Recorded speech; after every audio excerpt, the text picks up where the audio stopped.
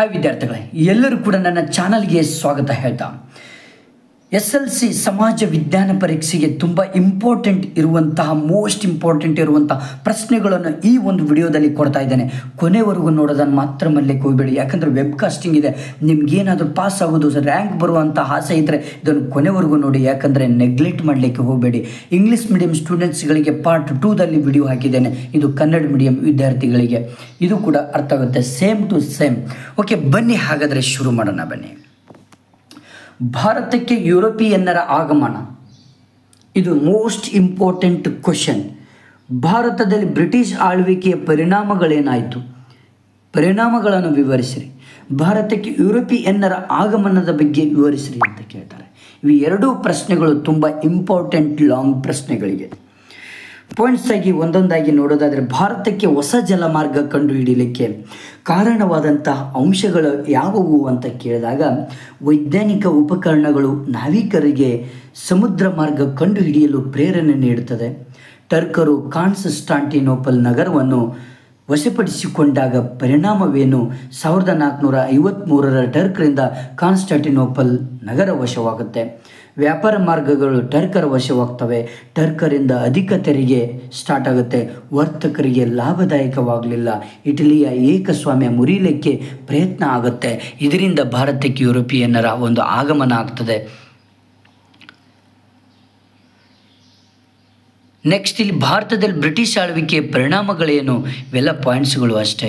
Next, ಆಧುನಿಕತೆ, ಜಾತ್ಯತೀತತೆ ಪರಿಕಲ್ಪನೆ, ರಾಷ್ಟ್ರೀಯವಾದದ ಮನೋಭಾವ ಬೆಳವಣಿಗೆ, ಸ್ಥಳೀಯ ಭಾಷೆಗೆ ಪ್ರೋತ್ಸಾಹ, ವಿದ್ಯಾವಂತ ವರ್ಗದ ಸೃಷ್ಟಿ, ಆಲೋಚನಾ ಕ್ರಮದಲ್ಲಿ ಏಕತೆ, ವೃತ್ತಪತ್ರಿಕೆಗಳ ಉದಯವಾಗುತ್ತೆ, ವಿಮರ್ಶಾತ್ಮಕ ಅಭಿಪ್ರಾಯ ಬೆಳವಣಿಗೆ, ಸ್ವಾತಂತ್ರ್ಯ ಚಳುವಳಿಯ ಮೇಲೆ ಪ್ರಭಾವ ಬೀರ್ತದೆ, ಸಾಮಾಜಿಕ ಸುಧಾರಣೆಗಳ ಆರಂಭ, ಆಲೋಚನಾ ಕ್ರಮದಲ್ಲಿ ನಾವೀನ್ಯತೆ, ಸಾಂಸ್ಕೃತಿಕ ಪರಂಪರೆಯ ಅರಿವು, ಹೊಸ ತಲೆಮಾರು ಸೃಷ್ಟಿ. ಇದು ಭಾರತದಲ್ಲಿ ಬ್ರಿಟಿಷ್ ಆಳ್ವಿಕೆಯ ಪರಿಣಾಮಗಳು ಇವೆಲ್ಲವೂ ಕೂಡ ಆಗ್ತವೆ. ಇವೆಲ್ಲವೂ ಕೂಡ ನೀವು ಎಕ್ಸ್ಪ್ಲೇನ್ 10 ಅಥವಾ 5 ಮಾರ್ಕ್ಸಿಗೆ ಕೇಳಿದಾಗ, 10 ಮತ್ತು 5 ಮಾರ್ಕ್ಸಿಗೆ ಕೇಳಿದಾಗ ನೀವು ಕಡ್ಡಾಯವಾಗಿ ಎಕ್ಸ್ಪ್ಲೇನ್ ಮಾಡಬೇಕಾಗುತ್ತೆ. 2 ಮಾರ್ಕ್ಸಿಗೆ ಕೇಳಿದರೆ ಬರೀ ಪಾಯಿಂಟ್ಸ್ಗಳನ್ನು ಬರೆದ್ರೆ ಸಾಕು. ಓಕೆನಾ?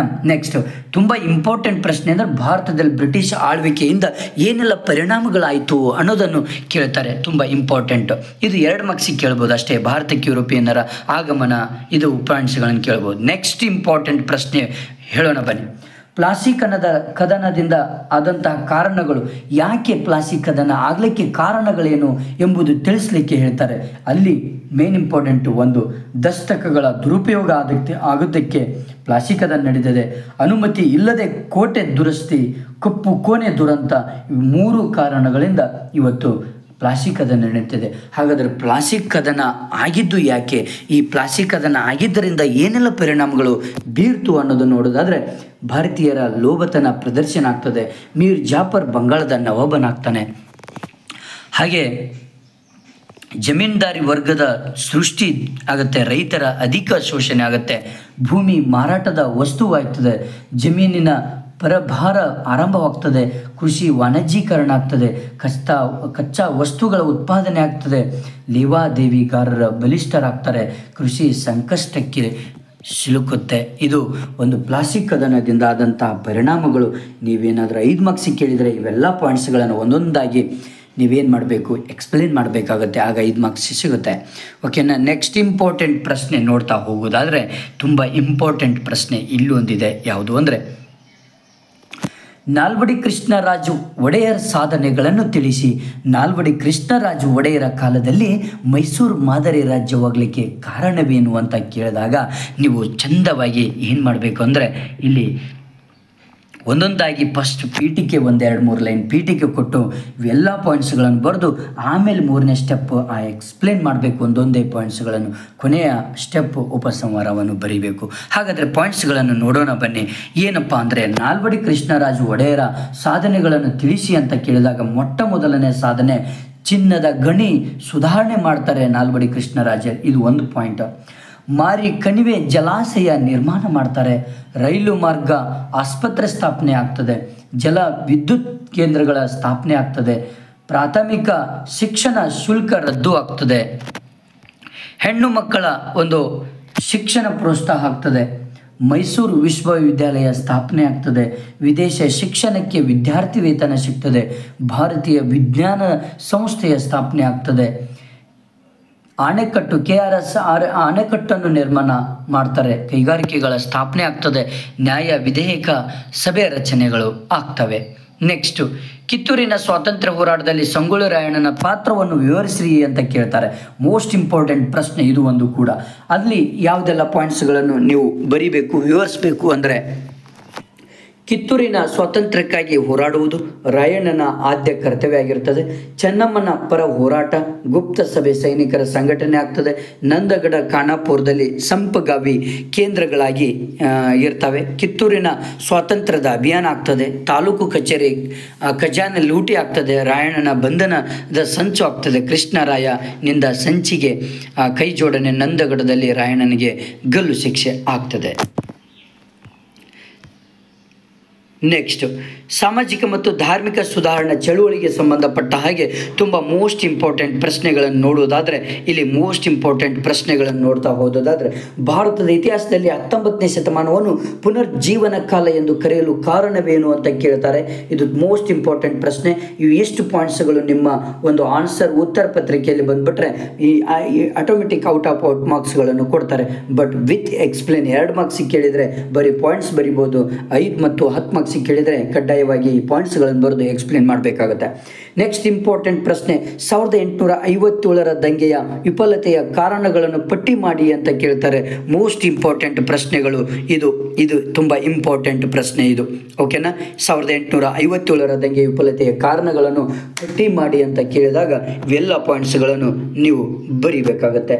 ಭಾರತದ ಅಂತ ವ್ಯಾಪಿಸಲಿಲ್ಲ, ಹಿತಾಸಕ್ತಿಗಾಗಿ ನಡೆದ ಹೋರಾಟ ಇದು, ಯೋಜಿತ ದಂಗೆ ಆಗಿರಲಿಲ್ಲ, ನಿರೀಕ್ಷಿತ ಕಾರಣಗಳಿಂದ ಪ್ರೇರಿತವಾಗಿರ್ತದೆ, ಭಾರತೀಯ ಸೈನಿಕರ ಭಿನ್ನತೆ ಆಗಿರ್ತದೆ, ಮಾರ್ಗದರ್ಶನದ ಕೊರತೆ ಆಗಿರ್ತದೆ, ಸಂಘಟನೆಯ ಕೊರತೆ ಆಗಿರ್ತದೆ, ನಾಯಕತ್ವ ಮತ್ತು ಶಿಸ್ತಿನ ಕೊರತೆ ಆಗಿರ್ತದೆ, ನಿಶ್ಚಿತವಾದಂಥ ಗುರಿ ಇರಲಿಲ್ಲ, ದೇಶೀಯ ಅರಸರು ಬ್ರಿಟಿಷರಿಗೆ ನಿಷ್ಠೆ, ಸೈನಿಕರು ಜನರ ವಿಶ್ವಾಸ ಗಳಿಸಲಿಲ್ಲ.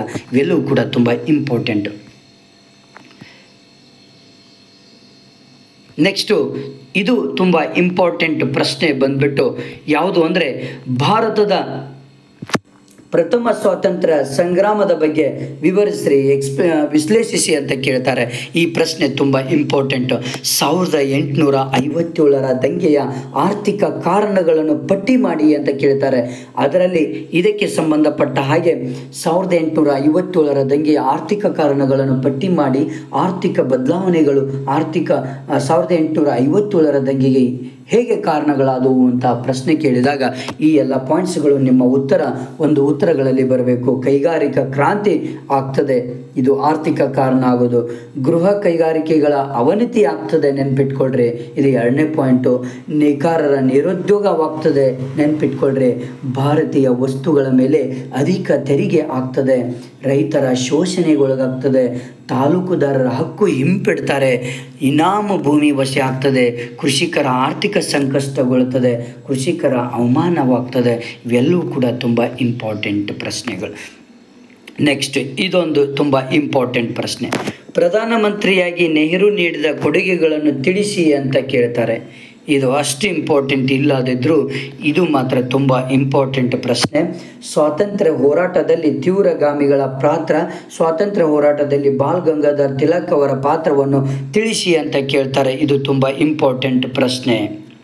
ಓಕೆನಾ? ನೆಕ್ಸ್ಟು ತುಂಬ ಇಂಪಾರ್ಟೆಂಟ್ ನೆಕ್ಸ್ಟ್ ಪ್ರಶ್ನೆ ಬಂದ್ಬಿಟ್ಟು ಯಾವುದು ಅಂದರೆ, ಮಹಾಯುದ್ಧಗಳು ಮತ್ತು ಭಾರತದ ಪಾತ್ರಕ್ಕೆ ಸಂಬಂಧಪಟ್ಟ ಹಾಗೆ ಪ್ರಥಮ ಮಹಾಯುದ್ಧಕ್ಕೆ ಕಾರಣಗಳ್ಯಾವು ಅಂತ ಕೇಳ್ತಾರೆ. ಅತಿಯಾದ ಮಿಲಿಟರೀಕರಣ, ಮೈತ್ರಿಕೂಟಗಳ ರಚನೆ, ಸಾಮ್ರಾಜ್ಯಶಾಹಿ ನೀತಿ, ವಿರೋಧಿ ಬಣಗಳ ರಚನೆ, ಉಗ್ರ ರಾಷ್ಟ್ರೀಯವಾದ, ಗಡಿ ಸಮಸ್ಯೆ, ಆಸ್ಟ್ರಿಯಾದ ರಾಜಕುಮಾರನ ಕೊಲೆ. ಇವೆಲ್ಲವೂ ಕೂಡ ತುಂಬ ಇಂಪಾರ್ಟೆಂಟ್. ಓಕೆ, ನೆಕ್ಸ್ಟ್ 2ನೇ ಮಹಾಯುದ್ಧದ ಕೂಡ ಕೇಳ್ತಾರೆ. ಇವು ಎಲ್ಲ ಪಾಯಿಂಟ್ಸ್ಗಳನ್ನು ನೆನ್ಪಿಟ್ಕೊಳ್ಬೇಕು ನೀವು. ಓಕೆನಾ? ನೆಕ್ಸ್ಟ್ ಭಾರತಕ್ಕಿರುವ ಸವಾಲುಗಳು ಹಾಗೂ ಅವುಗಳ ಪರಿಹಾರೋಪಾಯಗಳು. ಇದು ಏನು ತೊಂದರೆ ಇಲ್ಲ, ಬೇಡ. ನೆಕ್ಸ್ಟ್ ಬಂದ್ಬಿಟ್ಟು ಇಲ್ಲಿ ಇದು ಒಂದು ಕೇಳ್ತಾರೆ. ಭ್ರಷ್ಟಾಚಾರ ನಿರ್ಮೂಲನೆಗೆ ಸರ್ಕಾರ ಕೈಗೊಂಡಿರುವಂಥ ಕ್ರಮಗಳು ಯಾವುವು ಅಂತ ಕೇಳ್ತಾರೆ. ಒಂದು ರಾಜಕೀಯ ಇಚ್ಛಾಶಕ್ತಿ, ಸಾರ್ವಜನಿಕರ ಸಹಕಾರ, ರಾಜಕೀಯ ನಾಯಕತ್ವ, ದಕ್ಷ ಅಧಿಕಾರಿ ವರ್ಗ, ಶೀಘ್ರ ನ್ಯಾಯ ನಿರ್ಣಯ, ಸರ್ಕಾರಿ ಕಚೇರಿಗಳಲ್ಲಿ CCTV, ಕಠಿಣ ಶಿಕ್ಷೆ ನೀಡುವಿಕೆ, ಲೋಕಾಯುಕ್ತ ಸಂಸ್ಥೆ ಸ್ಥಾಪನೆ, ಸಾಮಾಜಿಕ ನೈತಿಕ ತಳಹದಿ. ಇವೆಲ್ಲವೂ ಕೂಡ ತುಂಬ ಇಂಪಾರ್ಟೆಂಟ್ ಇರ್ತವೆ, ನೆನ್ಪಿಟ್ಕೊಡ್ರಿ.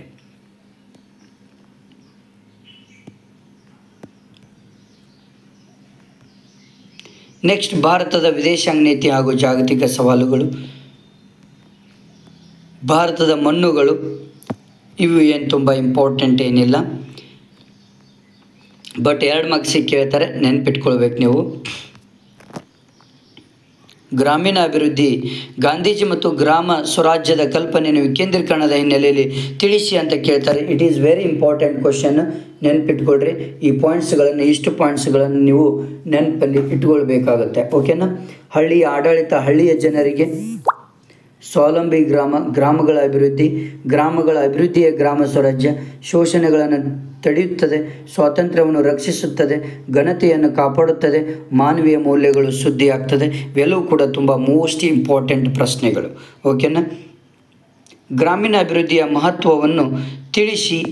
ಮೂಲಭೂತ ಸೌಲಭ್ಯ, ಬಡತನ, ನಿರುದ್ಯೋಗ ನಿವಾರಣೆ, ದುಡಿಯುವ ಸಾಮರ್ಥ್ಯ ಹೆಚ್ಚಳ, ಕೃಷಿ ಲಾಭದಾಯಕವಾಗಿರುವುದು, ವಲಸೆ ತಪ್ಪಿಸುವುದು, ಮೂಲ ಸೌಕರ್ಯ ಒದಗಿಸುವುದು, ಗುಡಿ ಕೈಗಾರಿಕೆಗಳ ಶೋಷಣೆ, ನಿರಂತರ ಉದ್ಯೋಗ, ನಗರ ಸೌಲಭ್ಯ ಗ್ರಾಮೀಣ ಜನರಿಗೆ. ಇವೆಲ್ಲವೂ ಕೂಡ ತುಂಬ ಇಂಪಾರ್ಟೆಂಟ್.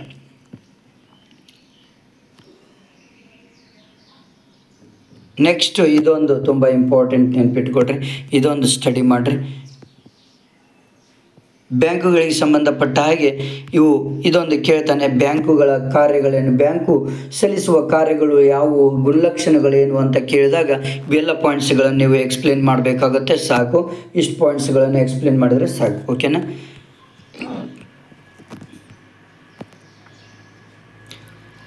ಓಕೆ, ಇದು ನೆಕ್ಸ್ಟ್ ಇನ್ನೊಂದು ಇಂಪಾರ್ಟೆಂಟ್ ಪ್ರಶ್ನೆ ಯಾವುದು ಅಂದರೆ ಸಾರಿಗೆಯ ಪ್ರಾಮುಖ್ಯತೆ. ಇವೆಲ್ಲವೂ ಕೇಳ್ತಾರೆ. ನೆಕ್ಸ್ಟ್ ಇಂಪಾರ್ಟೆಂಟ್ ಬಂದುಬಿಟ್ಟು ಇದು ಒಂದು ಕೇಳ್ತಾರೆ. ನಾನು ಆಲ್ರೆಡಿ ನಿಮಗೆ ಕೊಟ್ಟಿದ್ದೇನೆ. ಭಾರತದ ಮೇಲ್ಮೈ ಲಕ್ಷಣಗಳು ನಕ್ಷೆ, ಇದು ಬಂದೇ ಬರುತ್ತೆ, ನೆನ್ಪಿಟ್ಟು. ಇದು ಬರಲಿಲ್ಲ ಅಂದರೆ ಇದು ಕೂಡ ಗ್ಯಾರಂಟಿ ಬರುತ್ತೆ. ಭಾರತದ ನದಿ ಕಣಿವೆ ಯೋಜನೆಗಳು, ಇದು ಒಂದು ಕೂಡ ಸಿಕ್ಕಾಪಟ್ಟೆ ಇಂಪಾರ್ಟೆಂಟ್. ಇದು ಒಂದು ಸರಿಯಾಗಿ ನೋಡ್ಕೊಳ್ರಿ. Okay, thank you friends. ನಿಮ್ಮ ಫ್ರೆಂಡ್ಸಿಗೆ ಶೇರ್ ಮಾಡಿ. ಹಾಗೆ ಎಲ್ಲ ಒಂದು ಸಬ್ಜೆಕ್ಟಿನ ನೋಟ್ಸ್ಗಳು, ಕೀ ಆನ್ಸರ್ಸ್ಗಳು ಬಿಡ್ತಾ ಹೋಗ್ತಾನೆ. ಈಗಲೇ ಸಬ್ಸ್ಕ್ರೈಬ್ ಮಾಡಿ. Okay, thank you friends. ಹೀಗೆ ಸಪೋರ್ಟ್ ಮಾಡಿ.